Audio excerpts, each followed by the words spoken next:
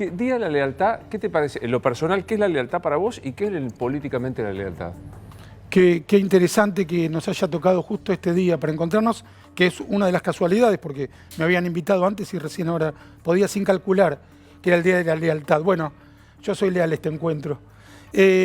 Justo estoy leyendo un libro de Sebrelli que se acaba de reeditar, Los deseos imaginarios del peronismo. Y el bagaje histórico que tiene, la cantidad de hechos que detalla, es indispensable para entender el peronismo. No hacía algo de cuando Sebrelli lo escribió, que evidentemente todavía tenía mucho el análisis marxista, que por momentos a mí, en ese libro, no en él, que es un gran pensador, me resulta un poco ingenuo el abordaje, pero no el detalle histórico, que es indiscutible.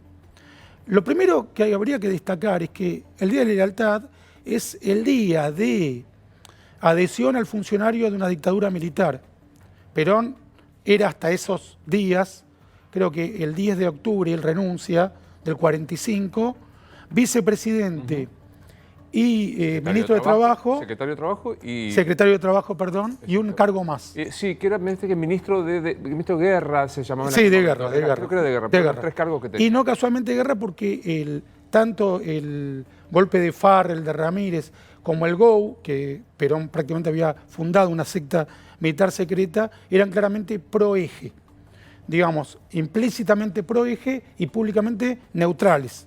Posición también de Jaureche y de la inteligencia proto-peronista, de antes de que pudiéramos llamar peronismo de manera oficial, aunque ya eran peronistas por la adhesión a este militar que había dado un golpe de Estado contra la Constitución y efectivamente contra la democracia. Entonces, esa adhesión que tiene el mote de popular es el apoyo a una de las peores catástrofes políticas que padeció el país desde 1930 hasta la actualidad, que fueron los golpes militares, el peor de ellos, el de Videla, ¿no? Que también tuvo sus componentes peronistas.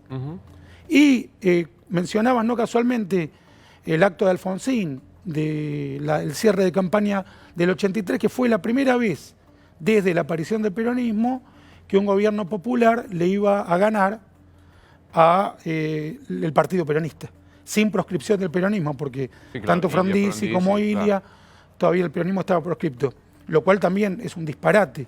Cuando uno critica al peronismo como un movimiento de raigambre militar y autoritario, y a uno le dicen gorila, eso ni siquiera se puede debatir porque no significa nada la palabra gorila. Se podría aplicar a Menem, a Cafiero o a mí, y no tiene ninguna significación real, pero sí existe el antiperonismo, que en cuyas filas no me encuentro en absoluto.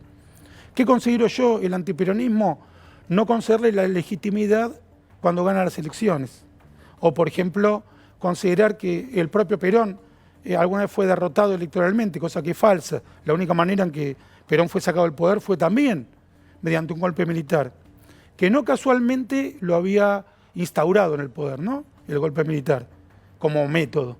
Y ahí sí me parece Perón comparable con Hugo Chávez, porque Chávez también sale a la palestra pública dando un golpe de Estado contra Carlos Andrés Pérez en 1992.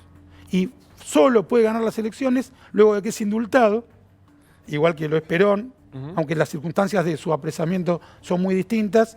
Chávez fue preso por dar un golpe militar contra el demócrata, contra el electo democráticamente Carlos Andrés Pérez, mientras que Perón era una disputa entre militares únicamente.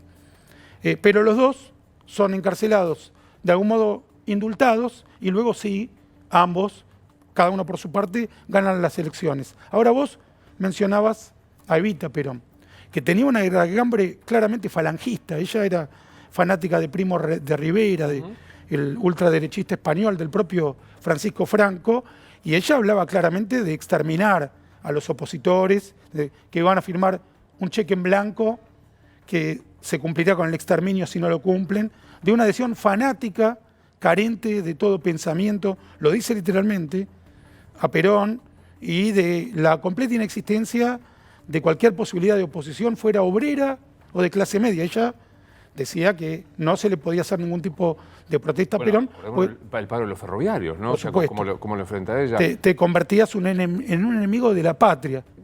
Yo veía hoy el acto del 17 de octubre y era muy peronista, digamos, volver a los valores peronistas, la marcha, invocar a Perón, a Eva, la lealtad, la verticalidad, la cosa bien de estructura peronista. Fernández es una fórmula más peronista, más kirchnerista. ¿Qué te parece que son? Y me parece que a mí, me parece que el kirchnerismo es una degradación del peronismo, que en toda su larga historia de degradaciones, porque el peronismo de Isabel Perón fue infinitamente peor que el del Perón del 73, que ya era muy malo, y el del kirchnerismo cometió actos de corrupción como nunca se habían cometido en toda la historia del peronismo, y de persecución a la prensa que sí puede rivalizar con cómo perseguían Perón y Evita a la prensa. Tal vez ahí pueden rivalizar. Y hay dos elementos que Perón creo que nunca se hubiera permitido. Una es la alianza de Cristina Fernández de Kirchner con la República Islámica de Irán, como le acusa su actual candidato Fernández en el artículo que publica La Nación en 2015, hasta que el silencio aturda a la presidenta, se titula, lo pueden googlear. Dice que Cristina trató de dejar impunes, de hecho deja impunes por medio del memorándum de entendimiento con Irán a los acusados del peor atentado que sufrió el país en toda su historia, y también está a la altura de la AAA, no en la cantidad de actos de asesinatos cometidos en democracia, sino del desastre institucional que significa el asesinato del fiscal Nisman, y también, como dice Alberto Fernández en su artículo en La Nación, que Cristina hace todo lo posible para que no sepamos cómo murió el fiscal. Ahora, vos decís algo, retomo un concepto. El kirchnerismo es la degradación del peronismo con raigambre autoritaria. O sea, no crees en la reconversión, en el gesto de el paso al costado de Cristina, de que aprendieron. ¿Eso para vos es...? Creo que nos tenemos que basar en los hechos. Algunas veces uno tiene derecho a una presunción, a la hipótesis, y a veces son inevitables. Pero el libro de Cristina yo me lo leí entero. Es un sacrificio que hice, y que el beneficio que me tiene que dar es hablar sobre hechos comprobables, que en los casos de los candidatos, en este caso vicepresidenta, son hechos. Las declaraciones son hechos para los políticos, sobre todo para los candidatos. Ella dice con claridad que la prensa durante el kirchnerismo fue un enemigo del Estado y del pueblo. No dice me equivoqué o ahora voy a respetar la Constitución y no voy a perseguir a la prensa. Por el contrario, ratifica todo lo dicho sobre el fiscal Nisman, no hace ningún tipo de revisión, como le marca Alberto Fernández en el artículo de La Nación de 2015, acusa a Israel y a Norteamérica de conspirar contra la Argentina, y prácticamente considera que sus discursos de 2009 y el de Néstor Kirchner de 2007 en la Asamblea General de Naciones Unidas contra Irán fueron ingenuos. De algún modo, no lo termina de aclarar, pero dado la acusación a las democracias occidentales y su alianza con la República Islámica de Irán, y con Delia y con Esteche, pareciera que se equivocó cuando dio ese discurso. Ahí no son hechos, sino interpretación. Todo lo demás que dije son hechos. ¿Tiene como concepto de su formación vocación democrática, Cristina? Definitivamente no. Ganó siempre democráticamente. Las dos elecciones que ganó, yo creo que son indiscutibles. Sí. Su acción como presidenta fue algo contradictorio con nuestra Constitución y con la República. Y cuando me preguntabas si cambió, Alberto Fernández comenzó su campaña diciendo que ella cambió sin dar ninguna prueba al respecto. Él, dicho por ambos, sugirió que escribiera el libro, de modo que intuimos que lo leyó, no lo rebate en ningún momento, y ella, dicho por ambos, lo pone a él como candidato. Sí, sí. Ahí hay una inclinación de Fernández hacia Cristina y no viceversa. Y Fernández dijo con claridad que él padeció el autoritarismo de Cristina Fernández de Kirchner. Por ejemplo, lo sacaron del aire cuando estaban haciendo un reportaje en uno de los canales paraoficiales. C5, estaba entonces. Sí, claro. También padeció los ataques de 678 que eran difamatorios, pagados por el Estado. Yo creo que eso definitivamente es contradictorio con la democracia. ¿Vos sentís que el Frente de Todos es Cristina o Cristina es la que nuclea el Frente de Todos? Digamos, ¿es el huevo o la gallina? Creo que Cristina representa una tendencia autoritaria, paradójicamente sectaria, pero con un nivel muy preocupante de adhesión de muchísimas personas, de adhesión masiva. Pero que ella es, como en esa clase de movimientos, es una líder insustituible. No sé si lo pronuncié bien. Pero sonó que no se puede, insustituible. es muy difícil la palabra. Bioy Casares, te lo debo haber dicho más de una vez, decía que cuando hablamos todos somos malabaristas. Claro, total, estamos ahí. Por eso a uno le gusta tanto escribir. Pero digo, ¿cuánto colabora Mauricio Macri y su, no sé, estoy poniendo un valor, me corregís si no te gusta, su mala gestión económica para que Cristina reaparezca en la política argentina? Mirá, hay dos elementos. Uno, yo lo dije varias veces, no quiero aburrirte, uno de los peores fracasos de Macri es la predictibilidad. Haber dicho, el segundo semestre la inflación la vamos a bajar, o no digamos pobreza cero, pero la vamos a reducir. Y eso está muy vinculado a la política. Yo creo que la crisis económica que estamos padeciendo se podría mitigar con política. Es decir, con un mensaje claro, con mayor lucidez en los funcionarios que acompañan a Macri, con un comienzo distinto frente a cada una de las crisis que se atravesó. Y esa lucidez, esa templanza, me parece que falta también en el gobierno, además de no haber podido estar a la altura de la predictibilidad de los hechos que predijeron. Yo creo que anunciar que algo va a ocurrir y que eso ocurra hace siempre que nos resulte más fácil sobrellevarlo, porque la economía también es un elemento de confianza. Entonces, si uno sabe cómo vienen la taba, cómo vienen los movimientos, nos agrupamos de una manera que hace que el mercado lo sobrelleve mejor. Pero soy más específico. ¿Cristina es hoy en 2019 gracias a Macri? Bueno, yo no estoy de acuerdo con la teoría de que la mantuvieron viva políticamente, ¿no? Sí, claro, obvio. Sí, aclarémoslo porque si no tenés mañana todo un... No, porque si hay algo que, tanto por ejemplo en el caso de la hija de la expresidenta, yo siempre pienso realmente que se mejore y por supuesto no tengo ninguna clase de odio ni ningún tipo de pensamiento nocivo respecto de la saludabilidad y del bienestar de quienes pienso diametralmente opuesto. Una vez dicho eso, políticamente, no creo que hayan apuntado a que siga vigente políticamente. Sí, era la principal enemiga política que tenía el macrismo y eso era conveniente, pero no que hayan apostado, no sé cómo además la hubieran podido preservar políticamente, pero efectivamente la persistencia del kirchnerismo está básicamente basada en los fracasos de Cambiemos. Sí, creo que es efectivamente así. Por eso muchos habíamos apostado a que el kirchnerismo iba a desaparecer sin caja pública y por lo menos en un sector de esa predicción nos equivocamos. ¿Qué te pasa cuando ves Pino Solanas, Victoria Donda, Felipe Solá al lado de Cristina de Fernández? Yo me equivoqué y poco en mi predicción de cuántos votos iba a conseguir el kirchnerismo. Pero no creo haberme equivocado en mis convicciones. Yo sigo considerando que el kirchnerismo es tan nocivo para este país como lo fue durante el poder y sigo creyendo que es lo peor que nos puede pasar.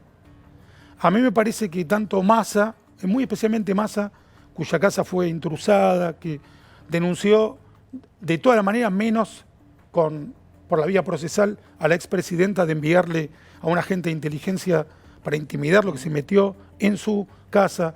Creo que Pino Solanas hicieron una voltereta política que no tiene una explicación de convicciones, que no hay ahí un recorrido. Por ejemplo, yo lo dije muchas veces, yo fui de izquierda entre los 16 y los 23 años. Y entre los 23 y los 30 hice un cambio copernicano, o radical, si querés, no del partido, sino en el cambio de 180 grados. Y seguía avanzando en una misma dirección, que era el apoyo a las democracias liberales, el apoyo a la libertad de expresión, el apoyo al individualismo, al respeto por la identidad y la singularidad de cada persona, etcétera, etcétera. Pero eso lleva años y no está relacionado con la conveniencia. Por momentos pagás precios muy caros por dejar de sostener ciertas ideas y a veces también aleatoriamente te puede resultar conveniente. No siempre es un padecimiento y no siempre es un beneficio. En los casos de Massa y de Pino Solanas yo veo solamente beneficio. Atarse al carro del vencedor sin importar lo que pensaban.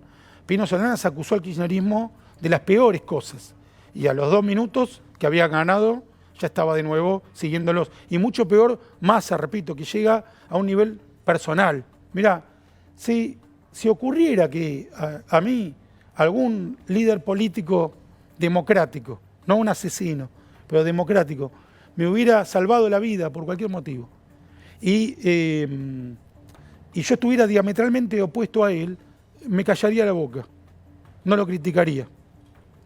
Y viceversa, si a uno X le intrusan la casa, yo nunca le voy a pedir que lo apoye, por más que otros apoyen.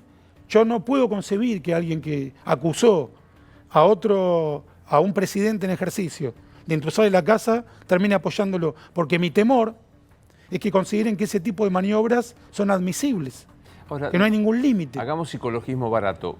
Vos me decías, son puros beneficios.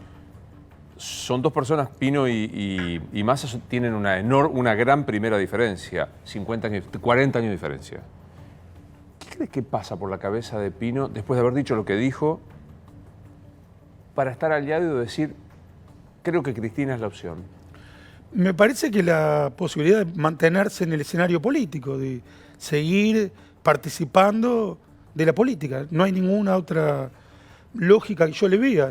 ¿Vanidad política? No, es el oficio de político, seguir viviendo de la política, seguir ejerciendo el oficio de político en un cargo que le va a reportar, sí, eso también, presencia en el candelero y seguir cobrando o como legislador o como funcionario.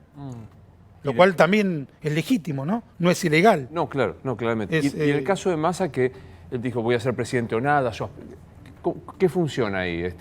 ¿Un agacharse para tomar impulso? Massa acusó a los ñoquis de la Cámpora, dijo que los iba a parar, acusó de todo. Bueno, ahí es el poder, la ambición de poder, exclusivamente, sin ningún tipo, repito, ni de convicción, ni de proyecto, ni de singularidad, porque incluso desoye los propios padecimientos que atravesó por ser disidente, que repito, te puede llamar al silencio, nunca a la adhesión. Él puede estar totalmente en contra de Macri, eso me parece comprensible. Lo que no puedo entender es que apoya a quien le intrusó la casa, eso no lo puedo comprender. Ella, la esposa, que también esperemos que se mejore, que pasó un mal momento de salud, insultó directamente a Scioli en un canal de televisión. Sí, fue público, sí. Y lo insultó porque lo consideraba cómplice de los que le habían intrusado la casa. ¿Objetivamente crees que hay posibilidad de que Macri dé vuelta a esta situación, este resultado electoral? Creo que te lo dije a vos, o lo dije en algún programa, que si se puede volver de los bolsos de López, se puede volver de las PASO. Objetivamente era imposible que un partido político tan enchastrado con los bolsos de López, como estaba la propia Cristina y el kirchnerismo, pudiera sacar el resultado que obtuvo en las PASO, o que se aliaran el que la acusó de encubrir a los sospechosos de atentar contra la AMIA con la acusada de hacerlo. Son cosas inimaginables, ni un escritor podía aventurar algo así. Entonces también es posible que se revierta el resultado de las PASO. Decir que es posible no quiere decir que yo lo esté pronosticando. Digo que en la infinita variedad del universo existe la infinitesimal posibilidad de que algo alguna vez salga bien. Te voy a robar esa frase por la cual la voy a repetir. Y esa la pronuncié bien, ¿viste? En la infinita posibilidad del universo hay una infinitesimal posibilidad de que algo alguna vez salga bien. Y es infinitesimal. exclusivamente.